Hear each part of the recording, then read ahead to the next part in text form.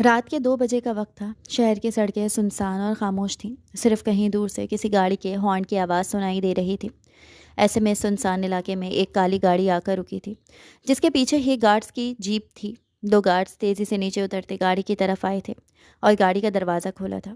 لمبا قد، چوڑے شانے، سفید ٹی شرٹ اور نیوی بلو جینز پر سیاہ جیکٹ پہنے، ہاتھ میں چلتی ہوئی سگریٹ تھامے وہ باہر نکلا تھا۔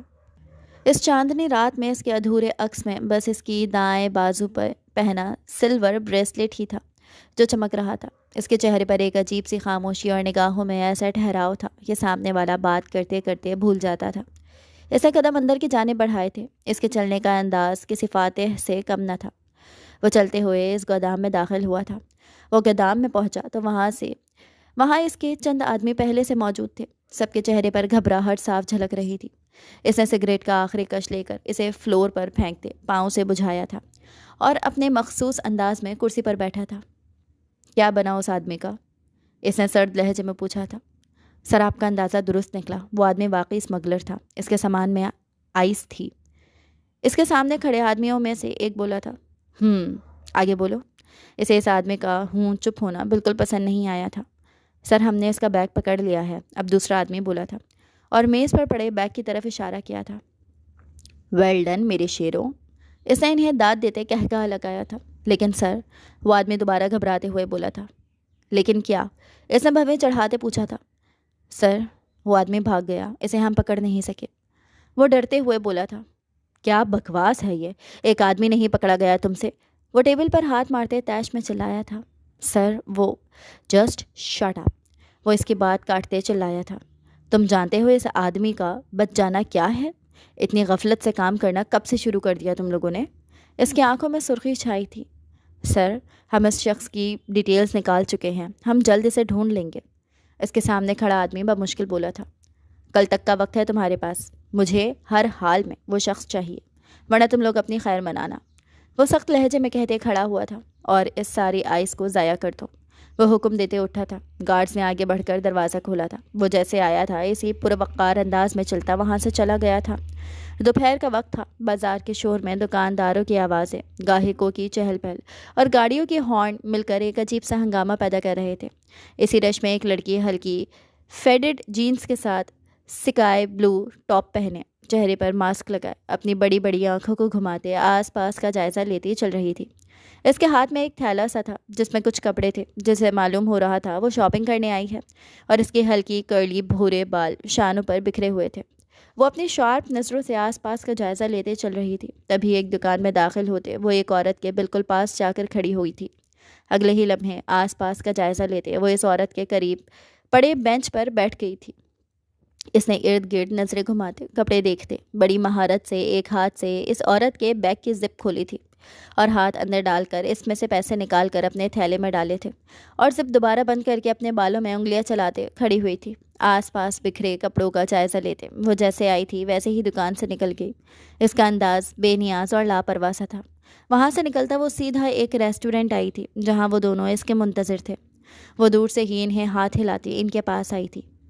ہیلو پارٹنرز، وہ ان کے پاس آ کر بولی تھی۔ ہائے، وہ دونوں بھی مسکرا کر بولے تھے۔ وہ ان دونوں کے سامنے بیٹھ گئی تھی۔ کچھ آرڈر نہیں کیا ابھی تک تم دونوں نے؟ اس ماسک اتارتے پوچھا تھا۔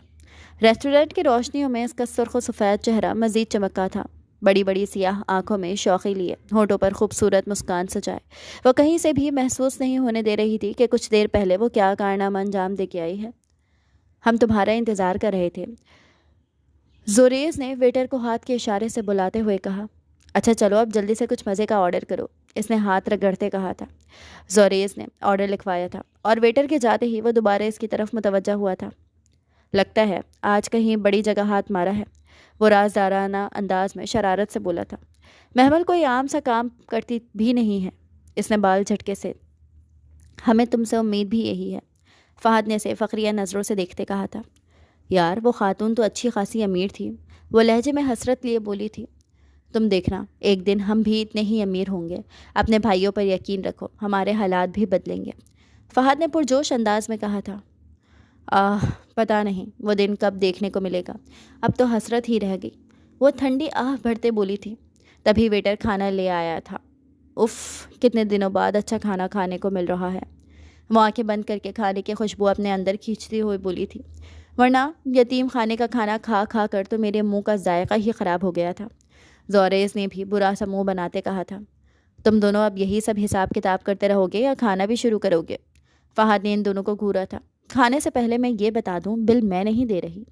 وہ پلیٹ میں کھانا نکالتے ہاتھ روک کے بولی تھی، میں بھی نہیں دے رہا، میرے پاس تو صرف 500 کا نوٹ ہے۔ فہد بھی جلدی سے بولا تھا۔ اب دونوں کی نظریں اب زوریز پر تھیں۔ میں تو بالکل بھی نہیں دوں گا، جیبیں چیک کر لو، خالی ہیں۔ زوریز نے باقاعدہ جیب میں ہاتھ مارا تھا۔ تو کرنے کے آئے تھے غریب انسان؟ وہ فورک اس کی طرف کرتے بولی تھی، ارے میں نے سوچا تم 2 لوگ ہو، مجھے کیا ضرورت ہے؟ اس نے کندھے اچکا کر کہتے بریانی کا چمچ بھر کر منہ میں ڈالا تھا۔ تم نے آج اتنا بڑا ہاتھ مارا ہے، ایک لنچ نہیں کروا سکتی اپنے دوستوں کو؟ فہد نے اسے گھسیٹا تھا۔ یار شرم نہیں آتی تم لوگوں کو؟ 2 لڑکوں کے ہوتے ہوئے میں بل دوں گی؟ اور ویسے بھی ان پیسوں پر نظر نہ رکھنا، میں نے بچوں کی بکس اور کچھ ضروری سامان خریدنا ہے۔ وہ انہیں شرم دلانے والے انداز میں بولی تھی۔ ایسا کرتے ہیں، کھانا کھا کر نکلتے ہیں، دوبارہ کون سا ہم نے اس ریسٹورنٹ میں آنا ہے، اور نہ ہی کسی نے ہمیں دوبارہ دیکھنا ہے۔ زوریز نے ان دونوں کی طرف جھٹکے مشورہ دیا تھا۔ واہ کیا آئیڈیا ہے، ڈن، وہ فوراً سے چہکتے ہوئے بولی۔ دماغ ہل گیا ہے تمہارا، یہاں پبلک پلیس سے تم بچ کر کیسے نکلو گی؟ فہد کو تشویش لاحق ہوئی۔ جیسے میں نے اس عورت پر ہاتھ صاف کیا، بالکل ویسے میرے ہوتے ہوئے اتنا کیوں ڈر رہے ہو برو؟ انجوائے کرو، وہ چل انداز میں بولی تھی۔ فہد بھی کھانے کی طرف متوجہ ہوا تھا۔ کچھ دیر بعد پیٹ بھر کے کھانا کھانے کے بعد سب سے پہلے فہد ماسک لگائے وہاں سے اٹھا تھا اور نظریں بچائے وہاں سے نکل گیا تھا۔ اس کے بعد باری زوریز کی تھی۔ وہ ارد گرد دیکھتے کھڑا ہوا تھا۔ اگر میں پکڑا گیا نا تو برتن تم بھی میرے ساتھ دھلواؤ گی؟ زوریز نے اس کی طرف جھک کر شرارت سے کہتے ماسک لگایا تھا۔ دونوں کیوں بھائی؟ تینوں، وہ آنکھ مارتے بولی تھی۔ زوریز کے جانے کے بعد اس نے نظریں گھمائی تھیں۔ وہاں قریب کوئی ویٹر نہیں تھا، اور جو تھے وہ کافی فاصلے پر اپنے کام میں مصروف تھے۔ وہ اٹھ کر کھڑی ہوئی تھی، تبھی ایک ویٹر کہیں سے نکل کر اس کی طرف آیا تھا۔ میم بل؟ اس نے بل ٹیبل پر رکھتے کہا تھا۔ اوکے میں پے کرتی ہوں، مجھے آپ پانی لا کے دیں پلیز۔ وہ بل اٹھا کر دیکھتے بولی تھی، میم پانی یہاں موجود ہے۔ ویٹر نے ٹیبل پر پڑے پانی کی طرف اشارہ کرتے کہا، یہ ٹھنڈا نہیں ہے، مجھے ٹھنڈا پانی چاہیے۔ وہ مسکرا کر بولی تھی۔ وہ ویٹر سر ہلا کر پانی لینے گیا تھا جب وہ اٹھ کر تیزی سے دروازے کی طرف بڑھی تھی جہاں ایک فیملی باہر نکل رہی تھی۔ وہ اس فیملی کے لوگوں میں گھسی باہر نکل گئی تھی۔ باہر جاتے اس نے آس پاس دیکھا تھا، کچھ فاصلے پر ہی وہ دونوں کھڑے تھے۔ وہ ان کی طرف بھاگی تھی۔ بھاگو، اب کیا برتن دھو کر جانا ہے؟ وہ ان دونوں کا ہاتھ تھامتے بولی تھی۔ پھر وہ تینوں جو بھاگے تو بنا پیچھے دیکھتے بس بھاگتے چلے گئے، اور بہت آگے جا کر موڑ مرتے ان تینوں نے ایک دوسرے کے ہاتھ چھوڑے تھے۔ اف، بچ گئے۔ وہ ایک دم سے وہ تینوں ہنسی سے لوٹ پوٹ ہوئے تھے۔ آس پاس سے گزرتے لوگ ان دونوں کی طرف متوجہ ہو رہے تھے، لیکن ادھر پرواہ کسی تھی؟ وہ تینوں تو صدا کے لاپرواہ لوگ تھے۔ کچھ دیر بعد وہ اپنی ہنسی روکتے مڑی تھی اور اس کی شارپ نظر سیدھی سامنے کھڑی سیاہ گاڑی کے ڈیش بورڈ پر پڑے براؤن والیٹ پر گئی تھی۔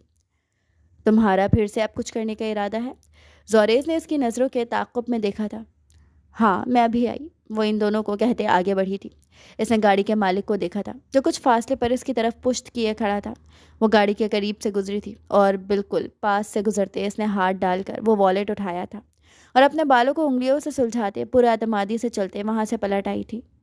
یہ کیا تھا محمل؟ فہد کی آنکھیں پھیلی تھیں۔ اتنی صفائی سے وہ چیزوں پر ہاتھ صاف کر آتی تھی کہ وہ دونوں بے یقین دیکھتے رہ جاتے تھے۔ ایک تو ہر چیز پر تمہاری نیت خراب ہو جاتی ہے، زوریز نے اسے گھورتے ہوئے کہا۔ خراب نیت نہیں، اچھی نیت کہو۔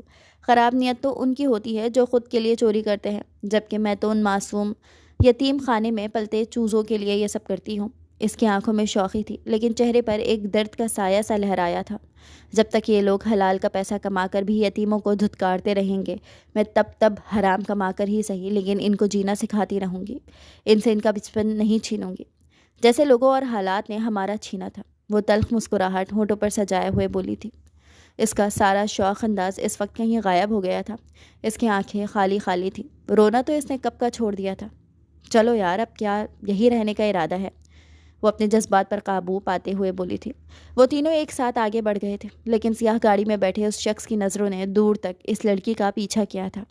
وہ جو اڑتی چڑیا کے پر گن لے، اس لڑکی کو پکڑنا اس کے لیے کہاں مشکل تھا، لیکن شاید یہ پہلی بار ایسے ہوا تھا کہ ریحان شاہ نے اپنی شکار چھوڑ دیا تھا اور ساتھ میں اپنا والیٹ بھی جانے دیا تھا۔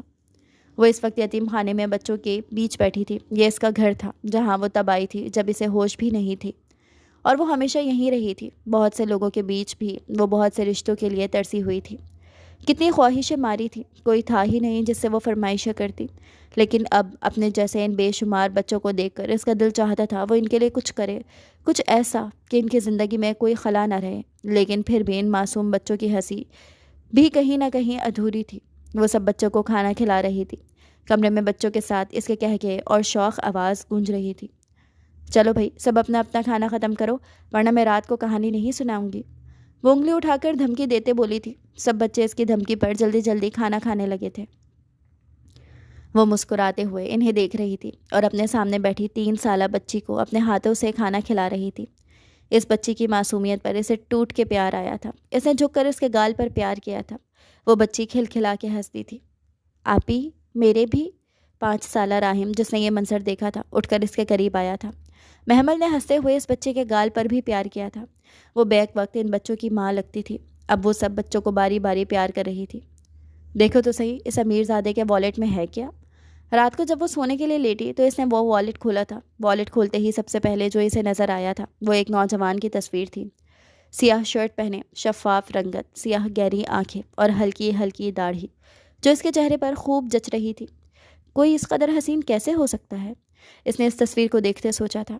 اس نے مزید دیکھا تو اس میں ID کارڈ کے ساتھ کچھ مزید کارڈز، ڈیبٹ کارڈ اور پیسے موجود تھے۔ اس نے سب کچھ نکال کر بیڈ پہ رکھا تھا اور ID کارڈ اٹھا کر دیکھا تھا۔ ریحان شاہ، نائس نیم، وہ کارڈ کو ہاتھ میں لہراتے مسکرا کر بولی تھی۔ تبھی اس کی نظر والیٹ میں سے جھولتی بریسلیٹ پر گئی تھی۔ اس نے جلدی سے اسے باہر نکالا تھا۔ وہ بریسلیٹ سلور کلر کا تھا جس پر کچھ لکھا ہوا تھا۔ اس نے آنکھیں چھوٹی کر کے اسے پڑھا تھا، دی سائلنٹ کریڈ، سیکٹر 9 RS۔ اس نے بآواز پڑھا تھا، سائلنٹ کریڈ، یہ نام میں نے کہیں سنا ہے، کہاں؟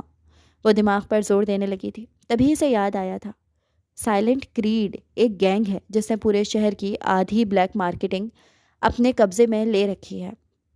پولیس بھی ان کے خلاف کچھ نہیں کر سکتی۔ اسے زوریس کی بات یاد آئی تھی۔ بریسلیٹ اس کے ہاتھ سے نیچے گرا تھا۔ یعنی میں نے ایک گینگسٹر کا والیٹ چرا لیا؟ وہ خوشگوار حیرت سے بڑبڑائی تھی۔ وہ چونکی ضرور تھی لیکن ڈری نہیں تھی۔ ایسے ایڈونچرز کرنے کے لیے تو وہ پیدا ہوئی تھی۔ پھر اس نے اس کی تصویر دوبارہ اٹھائی تھی۔ نہ جانے کیوں وہ اس تصویر کو بار بار دیکھ رہی تھی۔ شکل سے تو اتنا شریف اور ہینڈسم لگ رہا ہے، پتہ نہیں ان نقوش میں ایسا کیا تھا کہ وہ اس میں کھونے لگی تھی۔ اس نے سارا سامان دوبارہ والیٹ میں ڈالا تھا۔ اس کا دل چاہ رہا تھا وہ ان چیزوں کو اپنے پاس ہی رکھے۔ اس نے والیٹ کو اپنے تکیے کے نیچے رکھا اور لیٹ گئی تھی۔ اس کی سیاہ گاڑی آ کر اس محل نما گھر کے پورچ میں رکی تھی۔ سیاہ لباس میں ملبوس وہ باہر نکلا تھا اور سیدھا اپنے کمرے میں گیا تھا۔ اس کے چہرے پر سنجیدگی اور آنکھوں میں سرخی پھیلی ہوئی تھی۔ کمرے میں آ کر اس نے سب سے پہلے کوٹ اتار کر بیڈ پر پھینکا تھا۔ پھر اس نے جیب میں ہاتھ ڈالا تھا، لیکن جیب میں والیٹ موجود نہ تھا۔ اس کے ماتھے پر بل پڑے تھے۔ فوراً سے اس کے دماغ میں آج شام والا واقعہ کلک ہوا تھا اور اس کے لبوں پر ایک ہلکی سی مسکان آئی تھی۔ مس تھیف، اس نے مسکراتے ہوئے اس کو نام دیا تھا۔ سر جھٹک کر اس نے ہاتھ اپنی کلائی کی طرف بڑھایا تھا، لیکن وہاں بریسلیٹ نہ دیکھ کر اس کے تیور چڑھ گئے تھے۔ وہ بیڈ پر بیٹھ گیا تھا۔ واٹ دا ہیل، وہ بریسلیٹ تو میرے والیٹ میں تھا، وہ غصے سے بولا۔ اسے اب اس چور لڑکی پر واقعی غصہ آیا تھا۔ اس نے شوز اتار کر بیڈ سے ٹیک لگائی تھی اور نیم دراز ہوتے پرسوچ انداز میں سگریٹ جلائی تھی۔ اب تو آپ سے ملنا ہی پڑے گا مس تھیف، سگریٹ کا دھواں فضا میں چھوڑتے وہ پراسرار لہجے میں بولا تھا۔ آج وہ ہاسٹل آئی تھی۔ وہ اکثر یہاں آتی رہتی تھی، کبھی کسی کی مدد کرنے تو کبھی کسی کی۔ آج بھی وہ آئی تو اس نے دیکھا ہاسپٹل میں ایمرجنسی لگی ہوئی تھی۔ سب ڈاکٹر ادھر سے ادھر بھاگ رہے تھے۔ کیا ہوا ہے؟ اس نے ایک نرس کو روک کر پوچھا۔ وہ کمشنر صاحب کا ایکسیڈنٹ ہو گیا ہے، خون بہت ضائع ہو گیا ہے، انہیں خون لگانا پڑے گا جو کہیں سے نہیں مل رہا، یہ چند گھنٹے ان کے لیے بہت اہم ہے۔ وہ نرس جو محمل کو جانتی تھی اس نے تفصیل بتائی تھی۔ اوہ، تو بلڈ گروپ کیا ہے؟ اسے سچ میں سن کر دکھ ہوا تھا۔ او نیگیٹو، وہ مصروف سے انداز میں بولی تھی۔ کیا؟ میرا خون بھی او نیگیٹو ہے، تم میرا خون لے لو، وہ پرجوش انداز میں بولی تھی۔ کیا واقعی؟ چلو جلدی۔ وہ نرس اس کا ہاتھ تھامے اندر لے گئی تھی اور پھر خون دینے کے بعد وہ تب تک وہاں سے نہیں گئی تھی جب تک اسے پتہ نہیں چل گیا کہ وہ انسان اب ٹھیک ہے۔ اس کے جانے کے بعد انہیں ہوش آیا تھا۔ شکر ہے وقت پر آپ کی بیٹی آ گئی اور اس کے خون دینے سے آپ کو نئی زندگی مل گئی، ڈاکٹر نے ڈرپ سیٹ کرتے کہا تھا۔ میری بیٹی؟ وہ نکاہٹ سے بولے تھے۔ میری تو کوئی بیٹی نہیں ہے، میرے ساتھ وہ دل میں خدشہ لیے بولے تھے۔ وہ بعد میں آئی تھی، اس نے آپ کو خون دیا اور کچھ دیر بعد چلی گئی۔ ویسے انہوں نے ہمیں نہیں بتایا کہ وہ آپ کی بیٹی ہے، وہ تو خون کا ٹیسٹ کرتے آپ دونوں کا ڈی این اے سیم آیا تھا۔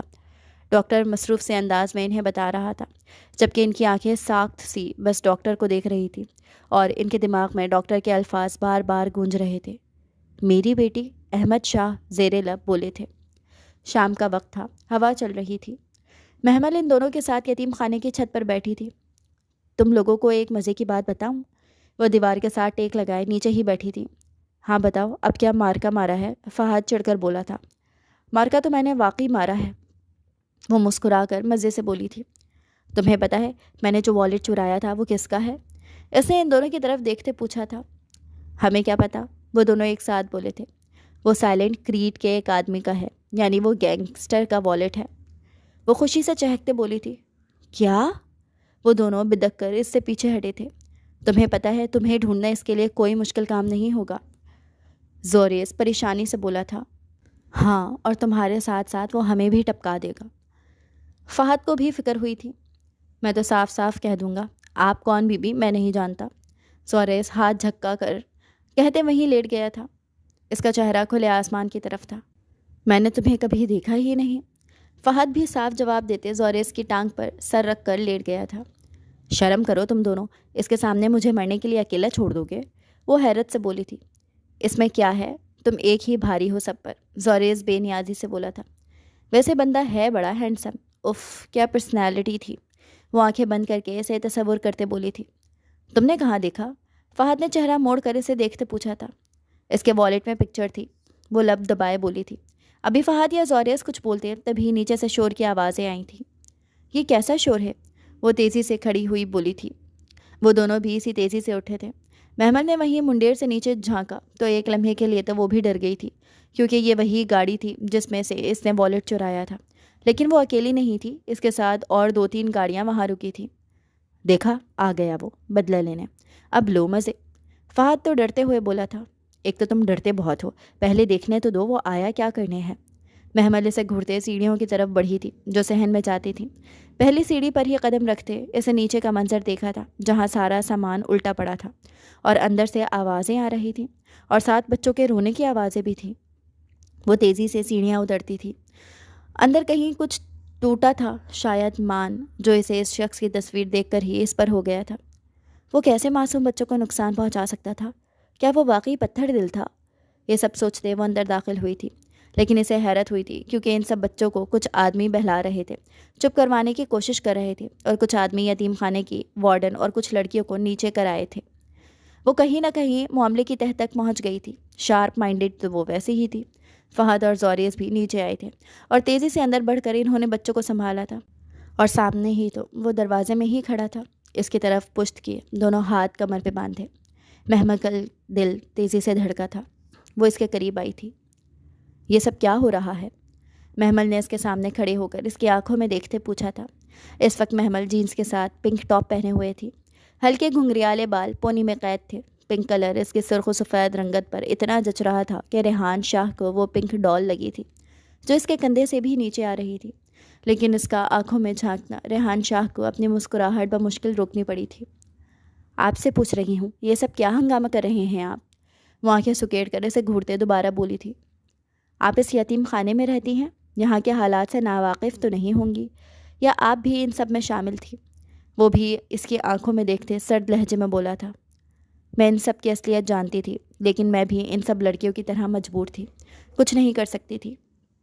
ہاں، آنے والے بچوں کو بچانے کی میں پوری کوشش کرتی تھی۔ وہ ابھی بھی اس کی آنکھوں میں دیکھ کر ہی بات کر رہی تھی۔ اس کانفیڈنٹ پر ریحان شاہ کا اسے داد دینے کا دل چاہ رہا تھا۔ تم بہت کچھ کر سکتی تھی ان لوگوں کے خلاف۔ محمل نے اس کی بات کاٹی تھی۔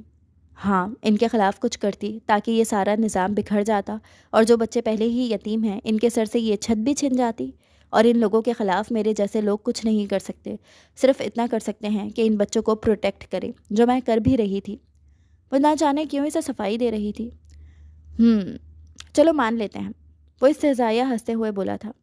اس کے آدمی ان سب لڑکیوں اور وارڈن کو لے جا کر گاڑیوں میں بٹھا چکے تھے جو یتیم بچیوں کو ریڈ لائٹ ایریاز میں بھیجتی تھی اور پیسے کماتی تھی۔ ان کا یہ چھوٹا سا گینگ تھا جن کی سچائی وہ بہت پہلے سے جانتی تھی، لیکن کچھ بھی کرنے کی پوزیشن میں نہیں تھی۔ آج سے یہ یتیم خانہ تم اون کرو گی، وہ آس پاس کا جائزہ لیتے بولا تھا۔ میں؟ محمل نے انگلی سے اپنی طرف اشارہ کیا تھا۔ اس میں اتنا حیران ہونے والی کیا بات ہے؟ ریحان شاہ نے ماتھے پر بل ڈالے تھے۔ میں کیسے اتنے بڑے نظام کو چلاؤں گی؟ اس نے اپنی پریشانی بتائی تھی۔ چوریاں کل کے چلا لینا، ویسے بھی یہ تو تمہارا پیشہ ہے نا؟ وہ آنکھیں سکیڑ کر طنزیہ انداز میں مسکراتے ہوئے بولا تھا۔ محمل ایک لمحے کے لیے گڑبڑائی تھی۔ یعنی اس دن اسے پتہ لگ گیا تھا؟ محمل نے گردن پر ہاتھ پھیرتے نظروں کا زاویہ بدلا تھا، پھر دوبارہ ڈھیٹ بنتے بولی تھی۔ آپ کا پرس واپس کر دوں گی۔ انداز احسان کرنے والا تھا۔ نہیں، آپ زحمت مت کریے گا، بس ایک بریسلٹ تھا، اس میں وہ واپس کر دینا۔ مس تھیف، وہ اس کے پنک ناک کو انگلی سے ٹچ کرتے بولا تھا۔ محمل کے پورے وجود میں سنسنی پھیلی تھی۔ تم اس یتیم خانے کو اون کرو گی۔ آج یہاں سے سارا گند نکل چکا ہے، اب یہ ایک سیف جگہ ہے، اور رہی بات پیسوں کی تو وہ سب تمہیں میرے آدمی فراہم کر دیں گے۔ وہ اپنے اصلی سنجیدہ انداز میں بولا تھا۔ محمل نے اس بات میں سر ہلایا تھا۔ اور ہاں، میرا بریسلٹ مس تھیف، وہ جاتے جاتے پلٹ کر بولا تھا۔ میرا نام محمل ہے، وہ دانت پیس کر بولی تھی، اور کر دو گی واپس کھانے نہیں لگی۔ یہ بات وہ صرف سوچ سکی تھی۔ وہ پہلا انسان تھا جس کے سامنے اس کی زبان نہیں چل رہی تھی۔ اوکے مس تھیف، وہ اس کی آنکھوں میں جھانک کر کہتے، اپنی آنکھوں پر چشمہ چڑھاتے مڑ گیا تھا۔ محمل کی نظروں نے دور تک اس کا پیچھا کیا تھا۔ اس کے پیچھے ہی اس کے سارے آدمی بھی چلے گئے تھے۔ اب وہ اندر کی طرف بڑھی تھی، جہاں سارے بچے اسے دیکھتے ہی اس کی طرف بھاگے تھے۔ محمل آپی، وہ سب ڈر گئے تھے۔ وہ وہیں نیچے بیٹھ کر ان سب بچوں کو چپ کروانے لگی تھی۔ فہد ان سب کو چاکلیٹ دے کر ان کا دل بہلانے کی کوشش کر رہا تھا۔ احمد شاہ نے ٹھیک ہوتے ہی سب سے پہلے اس لڑکی کو ڈھونڈنے کا کام شروع کیا تھا جسے ڈاکٹر ان کی بیٹی بتا رہے تھے۔ ان کے سارے آدمی اب اسے ڈھونڈ رہے تھے جس کا صرف نام معلوم تھا، لیکن ہاسپٹل کی CCTV فوٹیج نکلوا کر وہ اس لڑکی کو دیکھ چکے تھے، جسے دیکھ کر ایک لمحے کے لیے وہ چونکے تھے۔ اس لڑکی کے نین نقش بالکل ان کی بیوی جیسے تھے، اور بالوں کا رنگ ان کے جیسا تھا۔ وہ ایک بار اس لڑکی سے ملنا چاہتے تھے، دیکھنا چاہتے تھے۔ تیمور شاہ، تم نے مجھ سے میری بیٹی چھینی تھی، اب وقت آ گیا ہے مجھے میری بیٹی مل جائے۔ تمہیں اس دنیا سے بھیجنے کی بہت بڑی قیمت ادا کی ہے، لیکن میں خوش ہوں تمہارے جیسا گند میں نے اس دنیا سے ختم کر دیا۔ احمد شاہ نے مسکراتے ہوئے سوچا تھا۔ رات وہ سکون کی نیند سوئی تھی۔ پہلے تو جب سے اسے وارڈن اور یتیم خانے کے کچھ لڑکیوں پر شک ہوا تھا، اسے سکون کی نیند آنا جیسے بند ہی ہو گئی تھی۔ وہ سب بچوں کو ناشتہ کروا کر باہر صحن میں آئی تھی اور وہاں لگے پردوں کی کاٹ چھانٹ کرنے کا سوچ رہی تھی۔ تبھی گیٹ کے پاس گاڑی رکنے کی آواز آئی تھی۔ اس نے پلٹ کر دیکھا تھا جہاں کچھ آدمی اندر داخل ہو رہے تھے۔ ان کے ہاتھوں میں ڈھیر سارا سامان تھا، کپڑے، جوتے، کھلونے، کھانے کی چیزیں اور نہ جانے کیا کیا جو وہ اندر لا رہے تھے۔ یہ کس نے بھیجا؟ اس نے قریب جاتے پوچھا تھا۔ ریحان صاحب نے بھیجا ہے جی، ایک آدمی نظر جھکائے بولا تھا۔ اچھا چلو یہ سب اندر رکھ دو، اس سامان پر نظر ڈالتے بولی تھی۔ یہ آپ کے لیے، ایک آدمی نے بکیز کی طرف بڑھایا تھا۔ میرے لیے؟ اس نے زیر لب کہتے خوشگوار حیرت سے وہ بکے پکڑا تھا جس پر ایک چھوٹا سا کارڈ چپکا تھا۔ اس نے تیزی سے وہ کارڈ کھولا تھا اور اس پر لکھے الفاظ پڑھے تھے۔ ان بچوں کے خوابوں کو کبھی خوف سے دبنے نہیں دینا، انہیں مضبوط بنانا اپنی طرح۔ اس کے لب مسکرائے تھے، لیکن آخر میں ایک لائن مزید لکھی ہوئی تھی۔ انہیں مضبوط ضرور بنانا، لیکن اپنی طرح چور نہیں بنانا، مس تھیف۔ آخری لائن پڑھتے اس کے ماتھے پر بل پڑے تھے۔ پتہ نہیں کیوں اسے لگ رہا تھا یہ آخری لائن لکھتے وہ مسکرایا ہوگا۔ بدتمیز انسان، وہ غصے سے بولی تھی، لیکن پھر خود ہی مسکراتے اس نے اب پھولوں کو ناک کے قریب کرتے گہرا سانس لے کر ان کی مہک اپنے اندر اتاری تھی۔ یار، مجھے لگتا ہے مجھے محبت ہو گئی ہے۔ وہ فہد اور زوریس کے ساتھ اونچے سے پتھر پر بیٹھتے بولی تھی۔ وہ تینوں اس وقت ساحل سمندر پر موجود تھے۔ کیا بکواس کر رہی ہو؟ محبت اور تمہیں؟ وہ دونوں اس کی بات پر اپنی جگہ سے اچھلے تھے۔ کیوں؟ میں انسان نہیں ہوں، میرا دل نہیں ہے۔ اس نے کڑے تیور لیے پوچھا تھا۔ انسان تو ہو یار، لیکن محبت اور تم دو الگ چیزیں ہیں، زوریس نے حیرت سے کہا تھا۔ لیکن ہوئی کس سے ہے یہ تو بتاؤ، فہد نے پوچھا تھا۔ وہ گہرا مسکرائی تھی۔ یہ تو تم گیس کرو۔ یہ کیا ہے محمل کی بچی، تم بلش کر رہی ہو؟ ان دونوں کی حیرت کی انتہا نہ تھی۔ جو لڑکی کبھی چوری کرتے نہ شرمائے، جو اپنے حلیے تک سے بے نیاز رہتی تھی، آج وہ ان دونوں کے سامنے بیٹھی محبت کا اعتراف کر رہی تھی۔ وہ دونوں حیران نہ ہوتے تو کیا کرتے؟ ضرور وہ کوئی عام انسان نہیں ہوگا جس سے محمل کو محبت ہو گئی ہے، فہد نے آنکھیں سکیڑ کر کہا تھا۔ عام انسان تو وہ واقعی نہیں ہے۔ وہ ہلکا سا ہنسی تھی۔ تو پھر ان دونوں کو جاننے کا تجسس تھا۔ محمل نے گہری سانس لی تھی اور نظریں سمندر کے پار کسی اندیکھے نقطے پر جم گئی تھی۔ وہ ایسا ہے جیسے ٹھہرا ہوا پانی، بات کرے تو جیسے حکم دیتا ہے، اور غصہ کرے تو اگلے بندہ نظریں بھی نہ اٹھا پائے۔ لیکن پتہ ہے، جب وہ خاموش ہوتا ہے نا تو لگتا ہے اس کے اندر بہت شور چھپا ہے۔ وہ مسکراتے ہوئے اسے تصور میں دیکھتے بول رہی تھی، مجھے تو یہ کسی فلم کا ولن لگ رہا ہے۔ فہد نے بے ساختہ کہا تھا۔ بدتمیز انسان، میری زندگی کا ہیرو ہے وہ۔ اس نے فہد کے ہاتھ پر تھپڑ مارا تھا۔ کہیں یہ وہی تو نہیں جو یتیم خانے میں آیا تھا؟ زوریس جو کافی دیر سے خاموش تھا مذاقاً بولا تھا۔ تمہیں کیسے پتہ لگا؟ وہ تیزی سے بولی تھی۔ کیا تمہیں اس گینگسٹر سے محبت ہو گئی؟ ان دونوں کے منہ کھلے تھے۔ ہاں، کیونکہ وہ سب سے الگ ہے، بالکل محمل کے ٹائپ کا۔ اپنی بات کے بعد وہ خود ہی ہنستی تھی۔ تمہارا دماغ خراب ہو گیا ہے محمل، اور کچھ نہیں، زوریس نے تعصب سے کہا تھا۔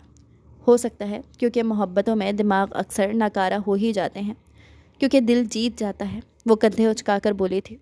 دور افق پر سورج ڈوبنے لگا تھا اور ان دونوں نے اس کی دائمی خوشیوں کی دعا کی تھی۔ وہ بازار آئی تھی، اسے بچوں کے لیے کچھ شاپنگ کرنی تھی۔ اچانک اسے محسوس ہوا کوئی اس کے قدم کے ساتھ قدم ملا کر چل رہا تھا۔ اس نے چہرہ موڑ کر دیکھا تھا جہاں وہ کھڑا تھا، اپنی پوری وجاہت کے ساتھ۔ آپ؟ وہ حیران ہوئی تھی۔ مجھے تم سے بات کرنی ہے، وہ سنجیدگی سے بولا تھا۔ جی کریں، وہ بھی اسی کے انداز میں بولی تھی۔ ریحان نے نظریں دائیں بائیں گھمائیں۔ بازار کا شور، دکانداروں کی آوازیں۔ یہاں نہیں، میرے ساتھ چلو۔ محمل نے ایک لمحے کے لیے سوچا تھا، پھر آہستہ سے سر ہلایا تھا۔ تھوڑی ہی دیر بعد وہ دونوں ساحل سمندر پر تھے۔ وہ دونوں خاموشی سے سمندر کے کنارے پر کھڑے تھے۔ لہروں کا شور، ڈھلتی ہوئی شام اور من پسند شخص کا ساتھ، بے حسین منظر تھا۔ محمل نے دل میں سوچا تھا۔ ریحان دونوں ہاتھ جیبوں میں ڈالے کھڑا تھا، پھر کچھ دیر خاموشی کے بعد آہستگی سے بولا، تمہیں پتہ ہے میں چاہتا تو اس دن تمہیں چوری کی سزا دے سکتا تھا۔ پتہ ہے، محمل نے دھیرے سے کہا تھا، لیکن میں نے ایسا نہیں کیا، کیونکہ میں جانتا ہوں تم وہ نہیں ہو محمل جو نظر آتی ہو۔ وہ سنجیدگی سے بول رہا تھا۔ محمل نے چونک کر اسے دیکھا تھا، جو نظریں اسی پر ٹکائے کھڑا تھا۔ میں ایک پریکٹیکل سا بندہ ہوں، جو چیز اچھی لگتی ہے اسے حاصل کرنے کے لیے زیادہ نہیں سوچتا۔ ریحان نے قدم آگے بڑھائے تھے۔ سمندر میں لہروں کا شور جیسے تھم گیا تھا۔ مجھے تم پہلی ہی نظر میں اچھی لگی تھی۔ مجھے محبت کا اظہار کرنا تو نہیں آتا، لیکن بس اتنا کہوں گا، اس دن میرے والٹ کے ساتھ میرا دل بھی چرا کے لے گئی تھی تم۔ وہ ٹھہر ٹھہر کر بول رہا تھا۔ محمل کی آنکھیں پھیلی تھیں۔ اسے یقین نہیں تھا وہ انسان اس سے اظہار محبت کرے گا۔ کچھ بولو گی نہیں؟ محمل کو خاموش دیکھ کر اس نے دوبارہ پوچھا تھا۔ دیکھیں مسٹر ریحان، اگر آپ کو لگتا ہے میں بھی ایک پریکٹیکل سی لڑکی ہوں تو ایسا بالکل نہیں ہے۔ محمل نے اس کی طرف دیکھا تھا، جو سنجیدگی سے اسے ہی دیکھ رہا تھا۔ محمل کی آنکھوں میں شرارت تھی۔ میں ہر چیز کو انجوائے کرنے والی لڑکی ہوں، کیونکہ میچیور بننا مجھے نہیں پسند، اور میچیور لوگ بھی کم ہی پسند ہیں۔ اب آپ خود اندازہ لگائیں، میرے جیسے لڑکی جسے تھرلز پسند ہیں، اسے آپ ایسے پروپوز کر رہے ہیں، اتنے پھیکے انداز میں۔ وہ اس انداز میں بولی تھی جیسے اسے بہت گہرا صدمہ لگا ہو۔ ریحان شاہ، جو اسے کسی سنجیدہ بات کی توقع کر رہا تھا، محمل کی بات سن کر اس کے ماتھے پر بل پڑے تھے۔ وہ اس کے قریب آیا تھا۔ محمل نے ایک قدم پیچھے اٹھایا تھا، لیکن اس نے سنجیدہ نظروں سے اسے دیکھتے اس فاصلے کو ختم کیا تھا۔ محمل نے تھوک نکلا تھا۔ ریحان کے ہونٹوں پر ہلکی سی مسکراہٹ آئی تھی، جسے اس نے بڑی مہارت سے چھپا لیا تھا۔ وہ 2 قدم مزید پیچھے ہٹی تھی، لیکن ریحان شاہ کی اگلی جسارت پر وہ ساخت ہوئی تھی۔ ریحان شاہ نے اس کی کمر میں ہاتھ ڈالتے اسے اپنی طرف کھینچا تھا۔ ان دونوں میں اب سارے فاصلے ختم ہو گئے تھے۔ محمل کی آنکھیں پھیلی تھیں۔ وہاں موجود تمام لوگ اس حسین جوڑے کی طرف متوجہ ہوئے تھے۔ سیاہ لباس میں ملبوس لڑکا، ماتھے پر بکھرے سیاہ بال اور جینس کے ساتھ ریڈ ٹاپ پہنے بھورے بالوں والی وہ لڑکی اس وقت سب کی آنکھوں کا مرکز بنے ہوئے تھے۔ محمل، وہ اس کے کان کے قریب جھک کر بولا تھا۔ مجھے نہیں پتا یہ کب اور کیسے ہوا، لیکن مجھے محبت ہو گئی ہے تم سے، مس تھیف۔ وہ مسکرا کر بولا تھا، اور آخر میں اس کا لہجہ شرارتی ہوا تھا۔ محمل کے ماتھے پر بل پڑے تھے۔ محمل، وہ ذرا ٹھہرا تھا۔ کیا تم مجھے اپنی زندگی میں قبول کرو گی؟ وہ اس کی آنکھوں میں دیکھتے بولا تھا۔ آس پاس موجود بہت سے ینگسٹرز نے ہوٹنگ کی تھی۔ سب دیکھ رہے ہیں، وہ ہچکچاتے ہوئے بولی۔ تو دیکھنے دو، وہ لاپرواہی سے بولا تھا۔ اس کا سارا دھیان اس وقت اس کے سرخ ہوتے گالوں پر تھا۔ مجھے آپ کا ساتھ قبول ہے، وہ تیزی سے بولی تھی، اور مجھے بھی مس تھیف۔ ریحان شاہ نے اس کے اڑتے بال کان کے پیچھے کیے تھے اور کمر سے ہاتھ ہٹایا تھا۔ ایک دفعہ پھر ہر طرف شور اٹھا تھا اور سب وہاں سے آہستہ آہستہ ہٹ گئے تھے۔ اگر آپ نے مجھے اب مس تھیف کہا تو میں آپ کا گلا دبا دوں گی، وہ دبی دبی آواز میں چلائی تھی۔ خوشی سے وہ ہاتھ پھیلاتے جھک کر مسکرایا تھا، اور شاید پہلی بار سچے دل سے مسکرایا تھا۔ مہبل کے ہونٹوں پر بھی ایک خوبصورت مسکراہٹ آئی تھی۔ آج صبح صبح ہی ریحان اسے لینے آیا تھا، اور اب وہ اس کے ساتھ بلیک جیپ میں بیٹھی تھی۔ ریحان شاہ اس وقت جینز کے ساتھ ہاف وائٹ ٹی شرٹ پر براؤن جیکٹ پہنے، آنکھوں پر گلاسز لگائے سنجیدگی سے ڈرائیونگ کر رہا تھا۔ چہرے پر وہی پر اسرار سا سکون تھا۔ کہاں جا رہے ہیں ہم؟ محمل نے اسے دیکھتے بے چینی سے پوچھا تھا۔ وہ جگہ جہاں صرف وہی جاتا ہے جس پر مجھے یقین ہو، وہ ایک نظر محمل کے خوبصورت چہرے پر ڈالتے بولا تھا۔ اس کا مطلب آپ کو مجھ پر یقین ہے؟ اس نے مسکرا کر آنکھوں میں چمک لیے پوچھا تھا۔ ہاں یقین تو ہے، لیکن پلیز وہاں سے کچھ چرانا نہیں، وہ لب دبائے بولا تھا۔ اب ایسی بات بھی نہیں ہے، محمل نے منہ بنایا تھا۔ ویسے اگر میں آپ کا یہ یقین توڑ دوں پھر؟ وہ آئیبرو چکاتے ہوئے بولی تھی۔ پھر تمہیں وہیں شوٹ کر دوں گا، قصہ ہی ختم، وہ کندھے اچکاتے سکون سے بولا تھا۔ تو محمل کا منہ کھلا تھا۔ آپ کو شرم نہیں آئے گی؟ آپ مجھے قتل کر دیں گے؟ اللہ اللہ، ابھی تو میں نے اتنا سارا جینا ہے، وہ بھی میرے ساتھ۔ ریحان شاہ نے اس کی بات کو مکمل کیا تھا۔ وہ مسکرا دی تھی۔ گاڑی ایک ویران راستے پر مڑی تھی جہاں دور سے ہی ایک پرانی عمارت نظر آ رہی تھی۔ ریحان شاہ نے گاڑی اس عمارت کے سامنے روکی تھی۔ یہاں جانا ہے ہم نے؟ وہ حیرت سے اس عمارت کو دیکھتے ہوئے بولی تھی۔ ہاں اب اترو، ریحان نے سیٹ بیلٹ کھولتے کہا تھا۔ مجھے تو ایسے لگ رہا ہے یہاں کوئی جن بھوت رہتا ہوگا، وہ اس عمارت کو دیکھتے پرسوچ انداز میں بولی تھی۔ بے فکر رہو، تمہارے جیسی چڑیل کو دیکھ کر وہ بھی ڈر جائیں گے، وہ نیچے اترتے بولا تھا۔ کیا مطلب ہے آپ کا؟ آپ نے مجھے چڑیل کہا؟ چڑیل لگتی ہوں میں آپ کو؟ تو ساتھ کیوں لے کر آئے تھے؟ وہ غصے سے چڑھ دوڑی تھی۔ ریحان شاہ نے پرسکون انداز میں اس کی طرف آ کر دروازہ کھولا تھا۔ باہر آ جاؤ، ابھی ہماری شادی نہیں ہوئی اور تم نے بیویوں کی طرح لڑنا شروع کر دیا، وہ تعصب سے نفی میں سر ہلاتے بولا تھا۔ بیویوں کی طرح نہیں لڑ رہی میں، آپ نے مجھے چڑیل کیوں کہا تھا؟ وہ اس کی تصحیح کرتے نیچے اتری تھی۔ اب چڑیل کو چڑیل نہیں کہوں گا تو اور کیا کہوں گا؟ وہ جیبوں میں ہاتھ ڈالے کندھے اچکا کر بولتے آگے بڑھا تھا۔ ریحان، وہ چلائی تھی۔ ریحان گہرا مسکرایا تھا اور اندر داخل ہوا تھا۔ گیٹ پر کھڑے گارڈز نے بھی اس کی مسکراہٹ کو حیرت سے دیکھا تھا۔ وہ اس کے ساتھ ہی اندر داخل ہوئی تھی جہاں ایک بڑا سا ہال تھا۔ یہ ہے میرا سائلنٹ کریڈ، میری دنیا، وہ اندر آ کر ہاتھ سے اشارہ کرتے بولا تھا۔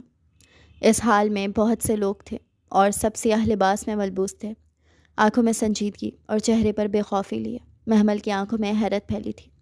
تبھی ایک لڑکا ریحان شاہ کے پاس آیا تھا۔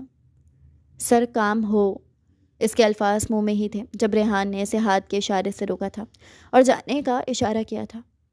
یہ میرا خاندان ہے، یہ سب وہ لوگ ہیں جنہیں ملک کا قانون انصاف نہ دلا سکا تو انہوں نے اپنا قانون بنایا اور اپنا حق خود ہی لے لیا، وہ محمل کی طرف مڑ کر بولا تھا جس کی آنکھوں میں حیرت تھی۔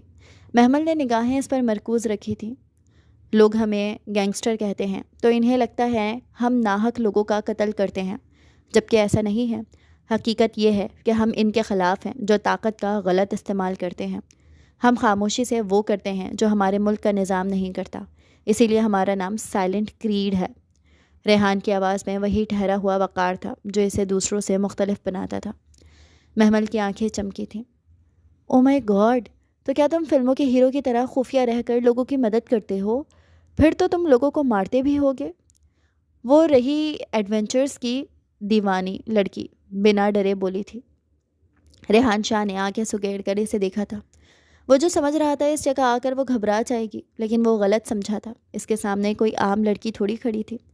ریحان شاہ نے قدم آگے کی طرف بڑھائے تھے، وہ بھی اس کے ساتھ چلنے لگی تھی۔ ویسے آپ مجھے گن چلانا سکھائیں گے پلیز؟ مجھے بہت شوق ہے، وہ اس کے ساتھ چلتے پرجوش انداز میں بولی تھی۔ وہ کبھی آپ تو کبھی تم پر آ جاتی تھی۔ ٹھیک ہے، وہ فوراً مان گیا تھا۔ پکا، وہ اس کے آگے آتی اپنا ہاتھ پھیلا کر بولی تھی۔ ریحان شاہ کے بڑھتے قدم رکے تھے۔ اس نے ایک نظر اس مسکراتے چہرے کو اور پھر اس کی پھیلی ہتھیلی کو دیکھا تھا اور مسکرا کر اپنا ہاتھ اس کے ہاتھ پر رکھا تھا۔ پکا، وہ اس کا وہی ہاتھ پکڑے آگے بڑھا تھا اور محمل اس کے ہاتھ مسلسل باتیں کرتی چل رہی تھی۔ کبھی وہ ہلکا سا مسکرا دیتا تھا تو کبھی بس اسے گھور کر رہ جاتا تھا۔ وہ دونوں ایک پرفیکٹ کپل لگ رہے تھے۔ وہ شام کو ریحان شاہ کے ساتھ ہی واپس آئی تھی، لیکن یتیم خانے کے باہر ایک گاڑی کھڑی دیکھ کر اسے حیرت ہوئی تھی۔ اس وقت کون آ گیا؟ وہ مدھم لہجے میں کہتی نیچے اتری تھی۔ اس کے اندر داخل ہوتے ہی ریحان شاہ چلا گیا تھا۔ وہ اندر داخل ہوئی تو یتیم خانے کے بڑے سے صحن میں ایک آدمی بیٹھا تھا جس کی پشت دروازے کی طرف تھی، اور فہد اور زوریز پریشان چہرے لیے وہیں کھڑے تھے۔ محمل نے دور سے ان دونوں کو آنکھ کے اشارے سے پوچھا تھا، کون ہے یہ؟ فہد بس اسے دیکھتا رہا۔ وہ ان کے قریب آئی تھی۔ السلام علیکم۔ محمل نے اس شخص کی طرف دیکھتے سلام کیا تھا۔ وعلیکم السلام بیٹا۔ وہ اسے دیکھتے کھڑے ہوئے تھے۔ اسے دیکھ کر ان کی آنکھوں میں نمی پھیلی تھی۔ جی کون؟ وہ انجان شخص کو دیکھ کر بولی تھی۔ محمل، میری بیٹی، میں تمہارا باپ ہوں۔ وہ اسے محبت بھری نظروں سے دیکھتے ہوئے بولے تھے۔ کیا مطلب؟ اسے کچھ سمجھ نہیں آیا تھا۔ یہ دیکھو رپورٹس، اس دن جو تم نے خون دیا تھا وہ مجھے دیا تھا، اور وہیں پتہ چلا کہ تم میری بیٹی ہو۔ وہ اسے رپورٹ دکھاتے بولے تھے۔ محمل نے کانپتے ہاتھوں سے رپورٹ تھامی تھی۔ جیسے جیسے وہ رپورٹس دیکھ رہی تھی ویسے ویسے اس کی آنکھیں پھیل رہی تھیں۔ رپورٹ اس کے ہاتھ سے نیچے گری تھی۔ آپ؟ الفاظ اس کی زبان سے ختم ہو گئے تھے۔ بیٹا؟ انہوں نے اس کا ہاتھ تھاما تھا، لیکن وہ بدک کر پیچھے ہٹی تھی۔ آپ میرے باپ ہیں تو آپ نے مجھے یتیم خانے میں کیوں پھینکا تھا؟ وہ دکھ سے بولی تھی۔ بیٹا، یہ سب میں نے نہیں کیا، مجھے صفائی کا موقع تو دو، وہ التجائیہ لہجے میں بولے تھے۔ ٹھیک ہے، بتائیں، وہ ہاتھ باندھ کر بولی تھی۔ تیمور شاہ، اس نے تمہیں اغوا کروایا تھا جب تم صرف 2 ماہ کی تھی، اور ان دنوں تیمور شاہ بہت بڑا گینگسٹر تھا۔ بہت سے معصوم لوگوں کا اس نے جینا محال کیا ہوا تھا، اور بہت سے معصومہ کا خون وہ کر چکا تھا۔ اس کا ایک خوف ہر طرح پھیلا ہوا تھا۔ اسے پکڑنا میرا مشن تھا، اور جب اس کی پھانسی کی سزا سن کر میں گھر آیا تو اس دن میں بہت خوش تھا، لیکن اسی رات اس کے ایک ملازم میری بیٹی کو لے کر بھاگ گیا۔ میں نے بہت ڈھونڈا تمہیں، لیکن تم مجھے نہیں ملی۔ وہ اسے تفصیل بتاتے جذباتی ہوئے تھے۔ آپ سچ کہہ رہے ہیں؟ اس نے بے یقینی سے پوچھا تھا۔ تمہیں نہیں یقین تو میرے ساتھ چلو، تمہیں ڈاکٹر کے پاس لے کر جاتا ہوں، تمہیں یقین آ جائے گا، اور گھر میں موجود ملازم اس بات کے گواہ ہیں۔ اور سب سے بڑی بات، تمہاری ماں کی تصویر دیکھ لینا، تم ہو بہو اس کے جیسی ہو۔ وہ اسے ہر صورت یقین دلانا چاہتے تھے۔ چلیں، مجھے گھر لے کر جائیں۔ وہ پگھلی تھی اور اپنے آنسو اپنے اندر اتارتے بولی تھی۔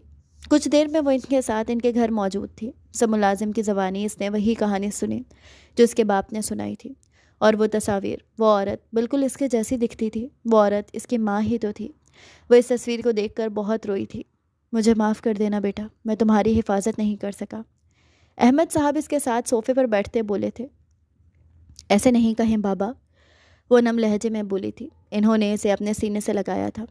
وہ دونوں باپ بیٹی پہلی بار ایک دوسرے کا لمس محسوس کرتے بہت روئے تھے۔ شام کو وہ یتیم خانے واپس آئی تھی، اپنا سارا سامان سمیٹنے۔ تم چلی جاؤ گی یار محمل، زوریز اداسی سے بولا تھا۔ ہاں، لیکن میں آتی رہوں گی، وہ پیکنگ کرتے ہوئے مسکرا کر بولی تھی۔ ہم تمہیں بہت مس کریں گے محمل، تمہیں تو رشتے مل گئے، لیکن ہم سے ہماری اتنی پیاری دوست چھن جائے گی۔ فہد اپنی آنکھوں میں آئی نمی صاف کرتے بولا تھا۔ تم دونوں پاگل ہو، خود بھی ایموشنل ہو رہے ہو اور مجھے بھی کر رہے ہو۔ وہ پیکنگ چھوڑتے اس کے قریب آئی تھی۔ ہم تمہیں بہت مس کریں گے یار، زوریز اداسی سے مسکراتے ہوئے بولا تھا۔ میں بھی، وہ بھی نم آنکھوں سے مسکرائی تھی۔ لیکن یار تم دونوں یہ دیکھو، میں اتنے امیر باپ کی بیٹی تھی اور کیسے زندگی گزار رہی تھی۔ اگر میں وہیں رہتی تو میری زندگی میں شاید کبھی کوئی دکھ نہ ہوتا، میں ایک پرسکون زندگی گزارتی۔